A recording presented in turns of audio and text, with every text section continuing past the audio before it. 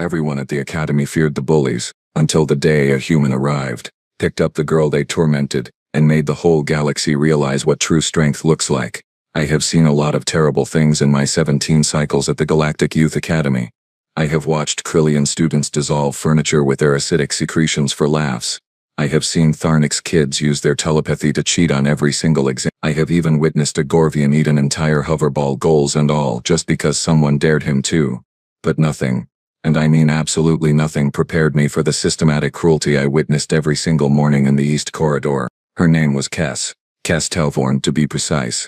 She was Velen, which meant she had the standard 4 arms, pale blue skin that shimmered slightly under station lighting, and those characteristic large dark eyes that seemed to absorb everything around them. Beautiful species, really. Gentle, thoughtful, artistic. The kind of people who wrote poetry about quantum mechanics and somehow made it not sound completely ridiculous. But here is the thing about Kes that made her different, that made her a target. Her lower appendages, what you might call legs if you're being generous, they did not work, had not worked since birth according to the medical files I definitely was not supposed to have access to. Some genetic quirk, rare among Valens, left her dependent on a mobility device, not one of those fancy anti-grav hover chairs that the wealthy families could afford, mind you. No. Kes rolled around in an actual wheeled chair, metal frame, rubber wheels, the kind of ancient technology that most species had not used in 300 cycles. You know why? Because her family could not afford better. Because Velen's social services had a waiting list longer than a Saxorian's genealogy. Because life is not fair, even in an enlightened multi-species civilization that loves to pat itself on the back for being so progressive. Every morning, like clockwork, like some twisted ritual that the universe had ordained, 3 students would make it their personal mission to remind Kes exactly where she stood in the social hierarchy. Their names were Dravik, Thorn, and Quinn.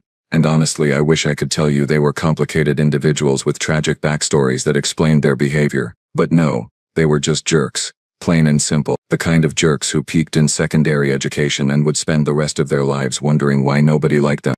Dravik was Krillian. Big surprise there. All exoskeleton and attitude, with mandibles that clicked when he laughed, which he did often and loudly, built like he could tear through a steel door, which to be fair he probably could. He was the muscle, the enforcer, the one who did the actual dirty work.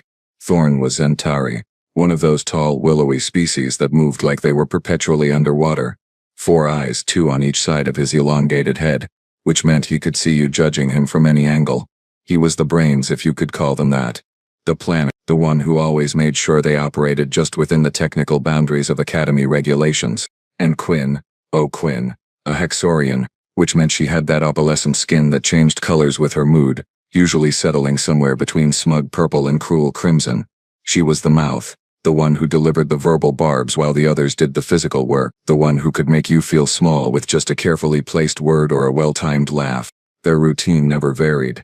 8th hour, morning break, East Corridor near the Kinetic Sciences lab. Kes would be rolling to her next class, usually alone because, let us be honest, most students had learned that associating with her meant painting a target on your own back. The trio would intercept her. Dravik would grab the chair from behind, Thorn would block her path forward, and Quinn would lean in close, all false sweetness and poison. "Oh, Kes," she would say, her skin flashing that particularly nasty shade of orange that meant she was enjoying herself. "Did you really think you could make it to class today? How adorable." Then they would take it. Just lift the chair, with Kes still in it sometimes, carry it down the corridor and hide it, sometimes in a storage closet, sometimes in the waste reclamation area. Once, memorably, they managed to get it onto the roof of the administrative building. How they did that I still have no idea, and honestly I am a little impressed, despite myself. Kes would be left there, on the floor, her forearms useless for locomotion in the way they were designed. She could drag herself, technically, could pull her body along the corridor like some kind of tragic performance art. But the academy was huge. The distances between classes were measured in hundreds of meters, and there was pride to consider, whatever dignity she had left. So usually she just sat there, waited. Sometimes a sympathetic teacher would find her and call for assistance. Sometimes the automated security drones would flag her as an obstruction and summon help. Sometimes she would just miss class entirely, marked absent, another black mark on her academic record that she absolutely did not need. The faculty knew. Of course they knew. But proving it was another matter entirely. Thorn made sure of that. The trio always had alibis. always had excuses. The chair was never damaged, technically. Kes was never physically harmed, technically. It was just pranks, just kids being kids, just the rough and tumble of multi-species adolescent social dynamics. I watched this happen for weeks, watched from the sidelines like everyone else, telling myself it was not my business, that getting involved would just make me a target too, that surely someone with more authority or courage would step in. All the usual excuses that people make when they witness injustice and choose comfort over action.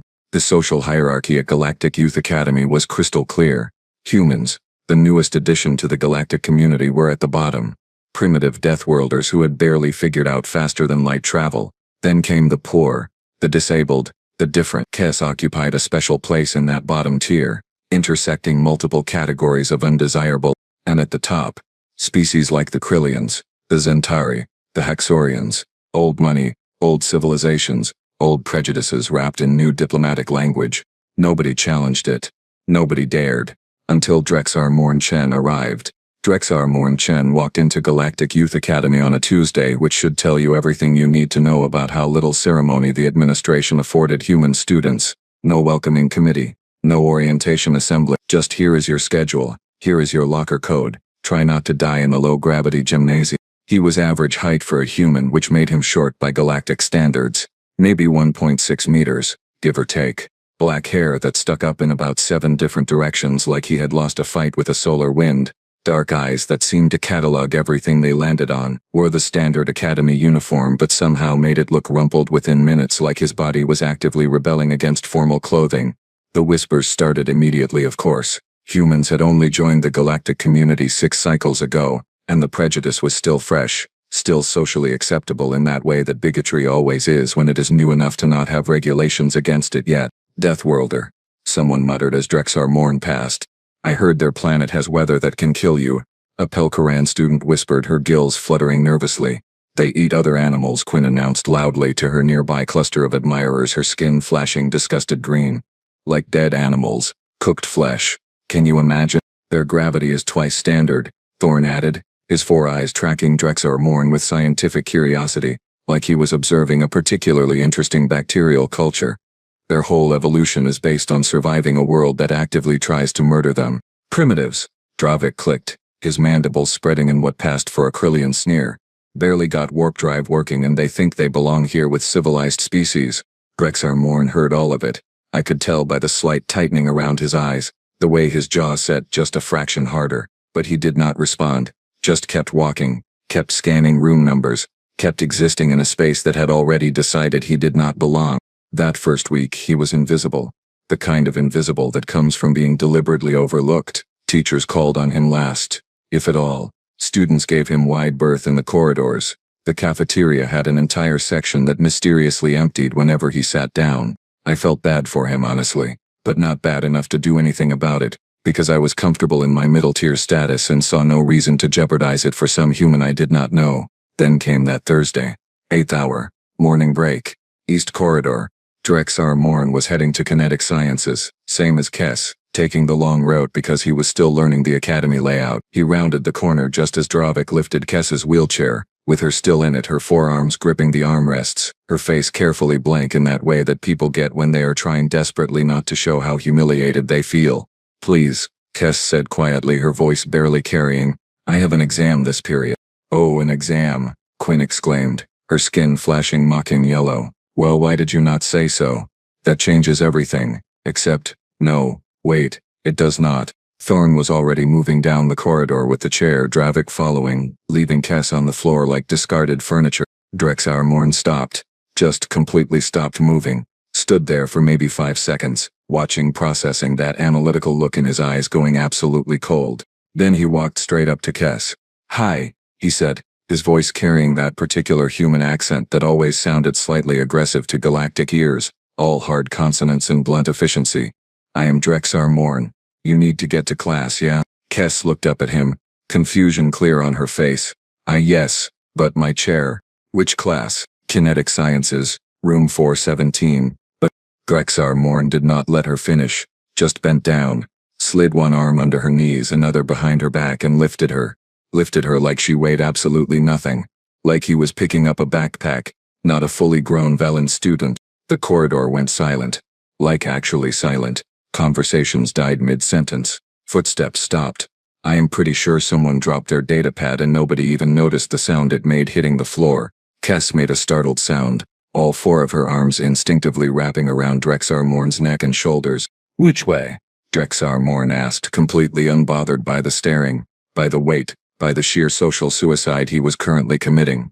Left, then second right, Kes whispered, her eyes wide, her blue skin flushing darker with what might have been embarrassment or shock or maybe both. And Drexar Morn just walked, carried her down the corridor, around the corner past gaping students and a teacher whose mouth was literally hanging open. His breathing was not even labor. That death world gravity, that evolutionary adaptation to a planet that pulled twice as hard as standard, meant carrying Kes was about as challenging as carrying a bag of groceries. Dravik, Thorn, and Quinn stood frozen, the wheelchair still in Dravik's claws, watching this human completely ignore their entire social hierarchy. What? Quinn finally managed, her skin cycling through confused colors. What is he doing? Nobody had an answer. Drexar Morn reached room 417, carefully set Kes down in a chair at the front of the classroom, nodded once and said, "See you after class. I will get your chair back." Then he left. Just left. Walked out like he had not just completely shattered every social convention the academy had. Kes sat there, her forearms still trembling slightly, staring at the door where Drexar Morn had disappeared. "Who?" she whispered to nobody in particular. "Who was that?" "I was in that classroom. I saw her face, and I realized in that moment that something fundamental had just shifted. The humans had arrived, and they did not care about our hierarchies." The next morning, Drexar Morn was waiting in the east corridor at 8th hour, just standing there, leaning against the wall, arms crossed, like he had all the time in the universe. Kes rolled up, saw him, and stopped. Her dark eyes went wide, and her skin flushed that darker blue that meant she was feeling something intense. Surprise, probably, maybe hope, which honestly might have been worse. "You came back," she said, and there was this fragile quality to her voice that made my chest hurt. "Said I would," Drexar Morn replied, shrugging like it was the most natural thing in the galaxy. "You read it?" Dravik, Thorn, and Quinn appeared right on schedule, and the look on their faces when they saw Drexar Morn was absolutely priceless. Dravik's mandibles clicked with agitation. Thorn's four eyes narrowed to slits. Quinn's skin went straight to angry red. "Move aside, human," Dravik growled, reaching for the wheelchair. Drexar Morn stepped between them, did not say anything, just stood there, positioned himself as a physical barrier, and waited. "This does not concern you, Deathworlder," Thorn said, his voice dripping with disdain. "Go back to your primitive planet." "Nah," Drexar Morn said, and I swear there was almost a smile on his face. "I am good here." They stared at each other for a long moment. Then Dravik made a calculation, decided fighting a human in front of witnesses was not worth the trouble, and stepped back. "Freak lover," Quinn spat at Drexar Morn as they left. Her skin was flashing patterns I had never seen before, probably inventing new colors just to express her disgust. Drexar Morn ignored her completely, bent down, lifted Kes again and started walking. This became the routine, every single day. 8th hour, East Corridor. Drexar Morn would carry Kes to kinetic sciences, then after third meal he would carry her to quantum literature, then again to biological systems. Every class they shared, which turned out to be 4 out of 7 periods. The mockery was relentless. Students would make exaggerated groaning sounds when Drexar Morn passed, pretending to strain under invisible weight. Someone started a betting pool on how long until he gave up. The human contingent at the academy, all 12 of them, told Drexar Morn he was making them all look bad, that he was confirming every stereotype about humans being stupid and overly emotional. Drexar Morn did not care, or if he did, he never showed it. I started following them, observing, because honestly this was the most interesting thing happening at the academy in cycles. That is how I learned about Kes's situation. Her family worked in waste reclamation. Both parents, double shifts, 3 younger siblings, all healthy, all able-bodied. The hover chair she needed cost 17,000 credits. Her family made maybe 22,000 a year. Total medical coverage only paid for the basic wheeled model, the one she had. The waiting list for subsidized upgraded equipment was 7 cycles long. 7 cycles. She would have graduated and moved on before her name even came up. "Why do they target you specifically?" Drexar Morn asked one day, carrying her up a ramp that most students just hovered over. "I mean beyond the obvious." Kes was quiet for a moment. Then she said, "Because I should not be here. This academy is for families who can afford it, for species with status. Velins are granted charity spots sometimes, and I got one because my test scores were high, but I do not belong. Not really, and they like to remind me. That is garbage, Drexar Morn said flatly. It is reality. It is garbage reality then. That made Kess laugh, this surprised, bubbling sound that I had never heard from her before. That does not make sense. Sure it does. Reality can be garbage. Happens all the time on Earth. We have this saying, you know, about having someone's back, having their back, like possessing their posterior region.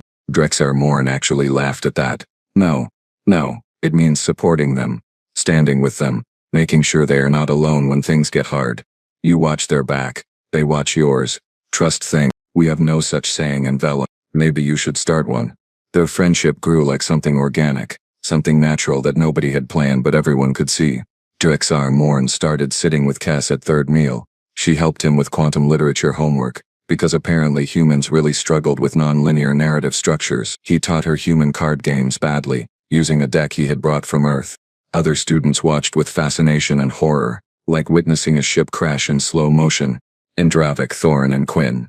They watched with something much darker, something that looked like fury mixed with humiliation. I saw them meeting in the alcove near the environmental systems lab, saw Thorn's 4 eyes gleaming with calculation, saw Quinn's skin cycling through aggressive patterns, saw Dravik cracking his knuckles or whatever the Krillian equivalent was. They were planning something bad.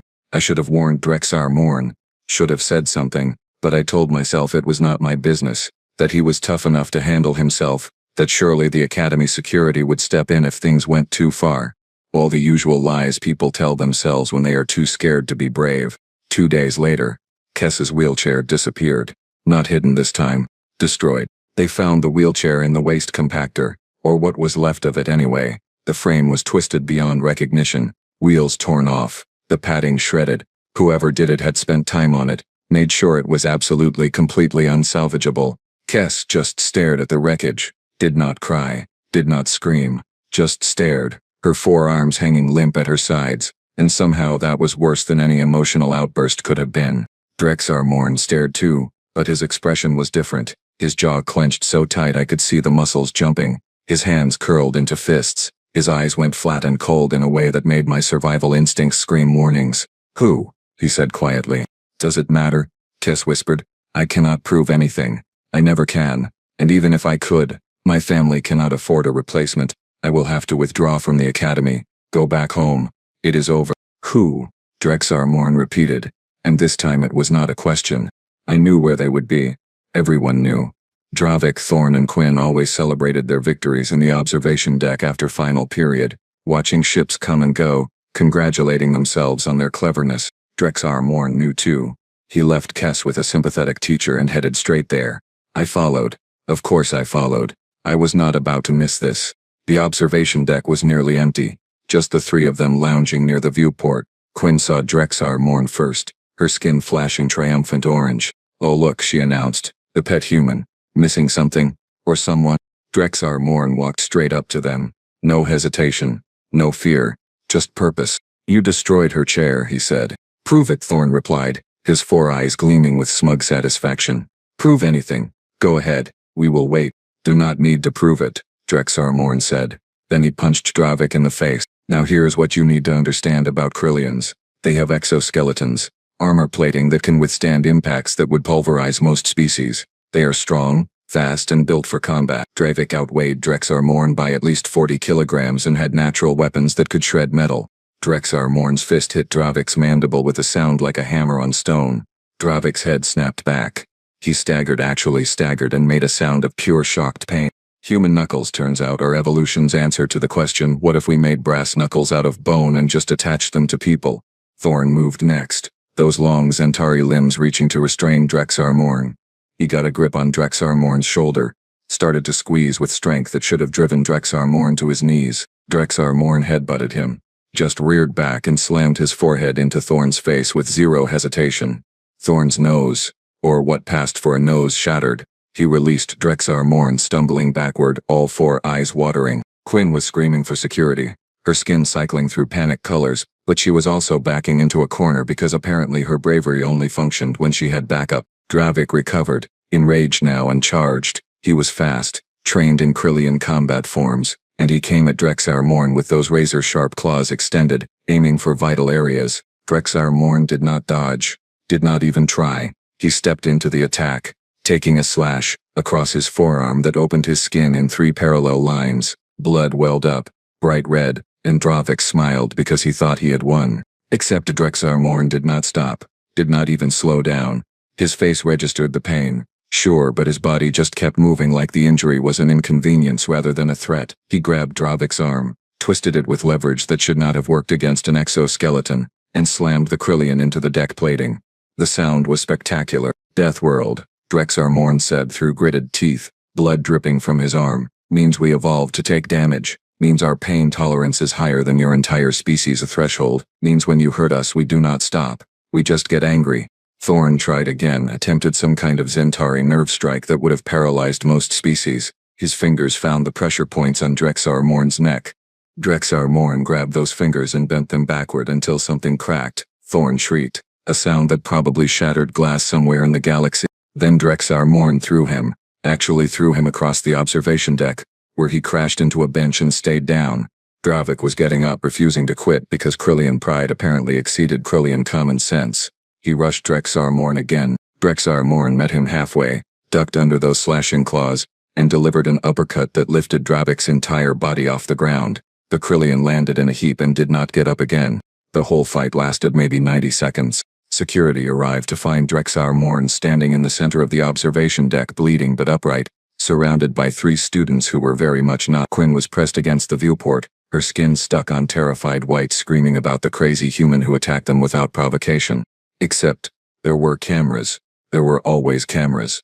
And the footage showed exactly who threw the first punch, but also showed exactly why, showed them bragging about the wheelchair, showed them laughing about Kess. All 3 were expelled within the hour. Turns out, destruction of adaptive equipment and targeted harassment of disabled students was finally enough to overcome even the best family connections. Drexar Morn got detention for fighting. 3 weeks. Did not even complain. He went straight to medical, got his arm sealed up, and then went to find Kess. It is handled, he said simply. Kess looked at the bandage on his arm, at the bruises forming on his knuckles, and something in her expression shifted. You fought them, for me. Had my back, remember? Drexar Morn said. That goes both ways. The next morning, Drexar Morn showed up in the East Corridor with all 12 human students from the academy. Every single one. They were carrying a hoverchair, brand new, top-of-the-line model with adaptive controls and comfort padding that probably cost more than my family's transport pod. Kess stared at it like it was a hallucination. We took up a collection, Drexar Morn said, almost embarrassed. Humans, I mean, we have this thing called crowdfunding back home. Everyone chips in a little, adds up to a lot. Contacted some human merchants in the sector, explained the situation, and they cut us a deal. This model usually runs 23,000 credits. We got it for 9,000, Kess whispered. Her 4 arms were trembling. That is still, I cannot possibly, my family could never repay. Not alone. Another human student interrupted. A girl named Yuki Tanaka with short purple hair. A gift. No strings. You need it, we got it. Duh. But why? Kess's voice cracked. You do not even know me. Most of you have never spoken to me. A human boy named Deshaun Williams, tall and broad-shouldered, shrugged. Drexar Morn told us what happened. What they did. Where we come from, you do not let that stand. You do not let people suffer alone when you can do something about it. Also, Yuki added with a grin, Drexar Morn said you are really good at quantum literature and we are all failing that class, so maybe you could tutor us. If you want. Not required though. Gift is still a gift. Kess transferred from her broken chair to the hover chair. It adjusted automatically to her body, supporting her in ways the old wheeled chair never could. She activated the controls and rose smoothly to standard height, her eyes now level with everyone else's instead of always looking up. She cried. All 4 arms came up to cover her face, and she just sobbed while 12 humans stood around awkwardly, trying to figure out if they should hug her or give her space, eventually settling on a weird combination of both. That afternoon, Kess's parents came to the academy. They had taken time off work, which meant losing wages they could not afford to lose, but they insisted on meeting Drexar Morn. Her father was a small Velen, worn down by labor and worry, but his eyes were fierce with gratitude. Her mother kept touching Drexar Morn's shoulder with all 4 hands, a Velen gesture of deepest respect, while crying and thanking him in 3 different languages. It was the right thing, he kept saying. Anyone would have done it, but that was the thing. Anyone could have. Nobody did. Not until a human showed up and decided that your social standing mattered less than basic decency. Kess's mother insisted on cooking them a traditional Velen meal, which meant Drexar Morn ended up at their small apartment in the station's lower residential ring, eating food he could barely identify while Kess's siblings climbed all over him asking questions about Earth. "Is it true your sky is blue?" the youngest asked, her eyes enormous. "Yeah," Drexar Morn said, smiling. "Blue during the day, goes orange and pink at sunset, black at night with these little lights called stars. We learned that Earth has storms that can destroy cities," Kess's older brother said, suspicious and fascinated in equal measure. "Hurricanes, yeah, tornadoes, earthquakes, tsunamis, volcanic eruptions. It is kind of a mess, honestly. And you just live there, on purpose?"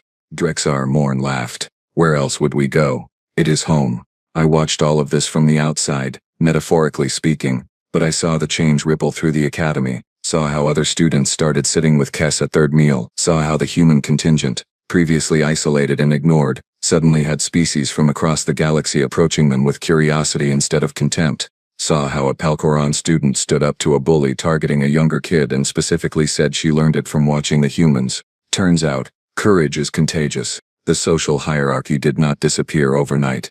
Prejudice that old does not die easy, but cracks appeared in it. Fissures. Spaces where light could get in. 2 weeks after getting her new chair, Kess gave a presentation in our cultural exchange class. She talked about humans, about their concept of having someone's back, about how a species everyone dismissed as primitive deathworlders had taught her more about civilization than any of the so-called advanced species ever had. "We thought strength meant physical power," she said, her voice carrying across the lecture hall. "We thought advancement meant technology and comfort and safety. But humans showed me that real strength is using your power to protect people who cannot protect themselves. Real advancement is building a society where everyone belongs, not just the wealthy and able-bodied. Real civilization is measured by how you treat the most vulnerable among you." She looked directly at Drexar Morn sitting in the back row, trying to be invisible. "Humans are not primitive," Kess continued. "They are not deathworlders who got lucky with technology. They are people who survived a planet that tried to kill them every single day and decided that the lesson was not to become cruel or hard, but to become kind and protective. They learned that survival means taking care of each other, not just yourself." The room was silent. "We called them barbarians," Kess finished quietly. "But they are better than us. In the ways that actually matter, they are so much better than us. And maybe if we pay attention we can learn to be better too." Drexar Morn met her eyes across the room. Nodded once. Small smile. "That night, I updated my personal logs, trying to capture what I had witnessed. Trying to explain how one human boy carrying one Velen girl to class had somehow shifted the entire moral axis of an academy that had operated on cruelty and hierarchy for generations. I am not sure I succeeded. Some things resist explanation, exist beyond words. But I know this. The galaxy invited humans to join us thinking we were doing them a favor, offering them access to our advanced civilization. Turns out, we had it backward. They were doing us the favor, teaching us what we had forgotten, or maybe never knew, reminding us that technology and longevity and comfort mean nothing if you have lost the basic ability to care about each other." Drexar Morn kept carrying Kess, even after she got the hover chair whenever the charge ran low or the corridors were too crowded. Not because he had to, because he wanted to. Because that is what having someone's back means, and honestly, that might be the most human thing of all.